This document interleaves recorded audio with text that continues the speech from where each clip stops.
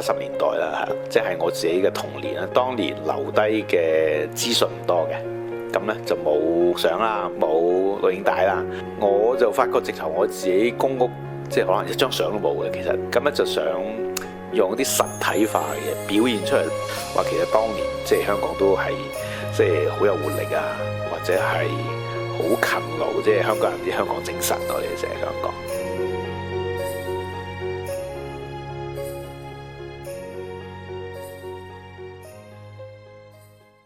我係何國添，我係蔡碧龍。咁我哋以前大家都係一個土木工程師，咁我哋依家咧就全程投入微藝術。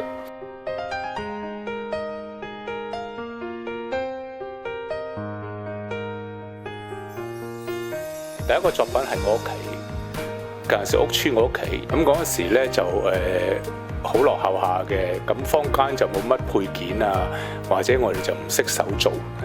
咁咧咁啱啊添咧就玩好多食玩嗰啲嘢，即係嗰啲細細地啊，有細細個電飯煲啊，細細張台嗰啲。咁我要砌個情景的話咧，咁我就問佢借啦。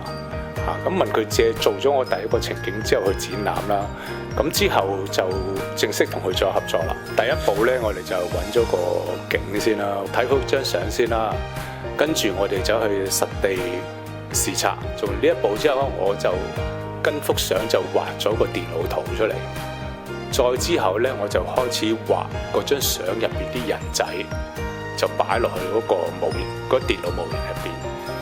咁啊擺完之後咧就擺晒啊，跟住譬如擺啲燙衫板啊，嗰啲木屋啊咁擺晒之後咧，就去打印，打印完之後就上色啦。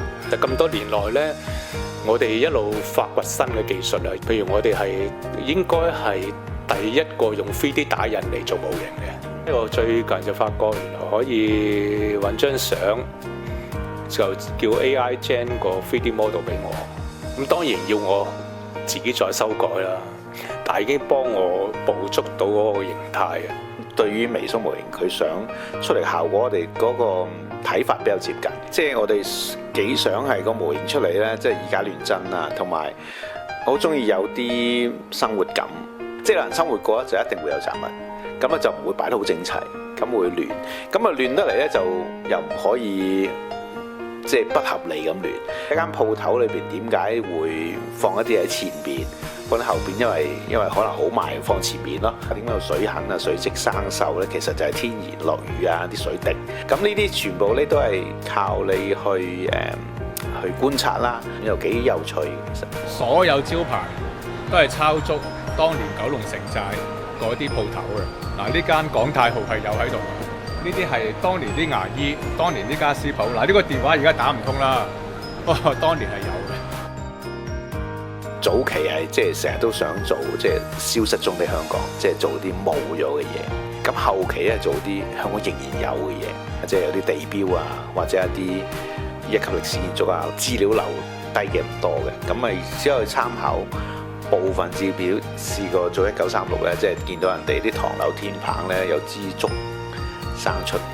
我哋上網問人哋啲屋頂嗰啲好長啲竹係攞嚟做咩嘅？咁啊，竟然有好多人答到喎。佢話即係嗰啲老人家原來知道嗰陣時個年代咧，啲人嗰啲收音機啊收得唔清啊，咁咧佢揾啲電線翹到啲竹好高，係擺天台，咁就收得清啦。咁呢啲咁喺我哋做模型嗰個過程中咧，咁啊有啲知識上嘅增長啦。即係我哋今次做嗰個九龍城寨模型咧，其實入邊好多景啊，我係睇嗰本書嚟抄出嚟嘅嚇。另外咧，譬如我哋做中國冰室咁話啦，佢好多香港電影都喺中國冰室嗰度拍嘅。咁啊，我就擺翻香港啲明星入去，譬如我擺咗阿任達華啦、阿張學友啦、周星馳啦，可能睇過百啊或者幾百張相都唔定，咁係好多其實。咁你再要現場考察，有一啲地方咧就其實依家都有嘅。咁你另外一樣除咗上網睇咧，就現場去考察影相度。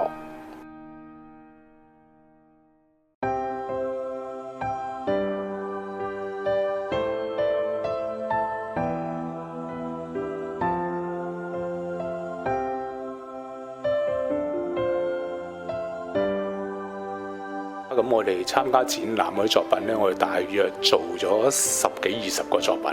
從來我哋做第一個模型從來都冇諗過件模型有機會去世界好多唔同嘅地方做展覽。咁我哋即係我都覺得自己係好幸運。咁多年來呢，已經出過好多國家，係我哋真係攞我啲模型去澳洲、美國、日本介紹俾世界各地嘅人認識香港嘅。我哋去澳洲展覽嗰時，好多移民咗澳洲嗰啲當地華僑好中意我啲作品。有個人直頭話每日都嚟，因為佢話佢移民咗澳洲好多年，佢耐唔耐會翻嚟香港，但係翻嚟嘅香港已經唔係佢熟悉香港。